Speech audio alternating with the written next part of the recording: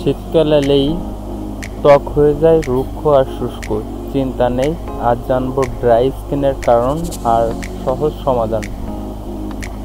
ঠান্ডা শুষ্ক বাতাস আমাদের ত্বকের আর্দ্রতা শুষে নেয়। অনেকেই বারবার গরম পানি দিয়ে গোসল করেন, এটাও শুষ্কতার বড় কারণ। অতিরিক্ত সাবান বা কেমিক্যালযুক্ত প্রোডাক্ট ত্বকের প্রাকৃতিক তেল নষ্ট করে ফেলে। পানি কম খেলে শরীরের ভিতর থেকে ত্বকও শুকিয়ে যায়।